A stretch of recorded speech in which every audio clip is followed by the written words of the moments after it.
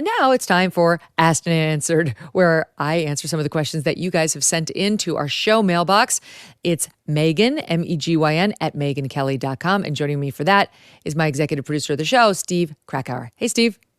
Hey, Megan, how's it going? Got some great questions today. And I'm going to start with one. It's a little bit morbid, but I think it's actually an interesting question. This is about the election coming up. It's from Joshua, and he wants to know, he says, with Jimmy Carter looking on his deathbed, remember that video we showed? He said, it's a no-brainer that they had cast his vote early. They've made a big deal about him casting his vote for Kamala Harris. Is it constitutionally legal to count a dead person's vote? How do they reconcile that? And then, good point, on that same thought process, shouldn't we all vote early? For every election for the rest of time. I think that, yes, I've seen an article on this, and it is legal, though it depends on the state. But I think in Georgia, right, where he lives, it's okay. If you, as long as you're alive when you cast the ballot, that's the bare minimum that's required. If you die after that, but before Election Day, it's kosher. But check your specific state. But I'm sure the Jimmy Carter people looked into it. I don't know. I think the bigger problem in his case is he did not seem compos mentis at all. That really looked like a case of elder abuse. It was disturbing. I can't believe his family did it to him, but whatevs. You do you. The vote counts either way, apparently. Okay, good to know. Suzanne has a question. She says she's a therapist, one of the few in the DC area that refuses to affirm. So interesting. You can identify that, Suzanne, in the DC area. She's also a mom, and she says that she has seen you write about some potential blowback for kids. It's how does a family handle this? Do you worry about your children being bullied or treated differently because of your views on controversial topics? Well, that's a good question. Thank you for that, Suzanne. I don't think the blowback would come to my kids for anything I've said or done. But of course, I share my opinions with my kids, and I think my kids share some of them, not all of them, but they're, coming to their own decisions with their own minds on these issues. And obviously I'm I'm a major input to the way they see the world.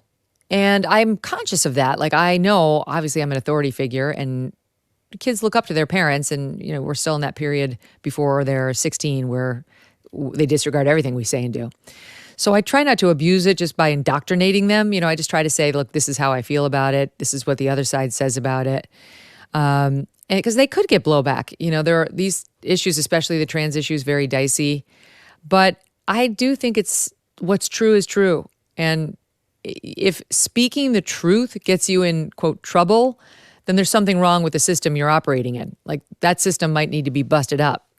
It might need a disruptor, like your kid or you. Not everybody wants to play that role. I make very clear to my kids, there could be consequences to you in taking on any of these issues, and they have to decide whether that's for them. But I definitely am not telegraphing, like, don't make trouble. I'm not that person. And I'm also not, go put on your warrior hat and pick fights everywhere. I give them the information, I arm them with it, and then the rest is up to them. Right. Well, all right, last one kind of relates to that. It's from Robin. She says, you get fired up on the show over there are a lot of very important issues and concerns, but how do you release all the stress and worries at the end of your day? Thank you for that, Robin. The show is actually my stress reliever. The show is my stress for sure. It's my therapy. These 2 hours. If I don't get to do the show, especially on a day where there's nonsense in the news, like things that need to be fact checked or bullshit media stories that are being spun, I get aggravated. Like, I don't feel right. It's like a warm bath for me, this show, in that way. So I use this show and have this experience with all of you that I hope is somewhat cathartic. It could fire you up, but hopefully then it feels cathartic. And in my free time, I don't know. I don't really have that much free time. I've recently become an exerciser again. Net over the course of my life, I'm more of an exerciser than I'm not, but I was in a very long lull. So I've been doing a lot of that. Doug and I love going for a walk, especially in these fall colors. That's super fun. So, we'll just text each other, are you free to do a loop around the neighborhood, like free for a loop? Sometimes I play with the dogs. There's no exhausting my red dog, as you know. And I do a lot of audio podcasts, a lot of audio books. Not as many shows. I will confess one of the shows I really like to pop on, like if I'm cooking dinner, is Curb Your Enthusiasm. That's the difference between me and Larry David. I can still enjoy him as a person and a talent, notwithstanding his politics. I know he would not feel the same about me based on Alan Dershowitz's story about him, but that's too bad for him because I wouldn't want to cut out half of, the performers in Hollywood, or maybe all 90%. Based on their politics. So I like that show. A lot of F-bombs, even for me, to be honest, Steve, but I love the show. It's hilarious. It's hilarious. Great one. Great one. You know my show, by the way? Judge Judy. What? It's my Really? relax with an old episode of Judge Judy. Yeah, I have them on my DVR. I'm just ready to go if I have like a free 20 minutes. Clearly you don't have problems hanging around strong women all day. True. Good point. That's funny. There's something in there. I got to talk to your wife, Megyn, the other Megyn, about this. I want to know more. That's funny. All right. More next week. All right. Yeah. Keep them coming. Megyn, Megyn at MegynKelly.com. If you are tired of the same old coffee from the big mega corporations pushing their woke agendas, listen up. It's time to take a stand and support a brand that truly embodies American values, Blackout Coffee.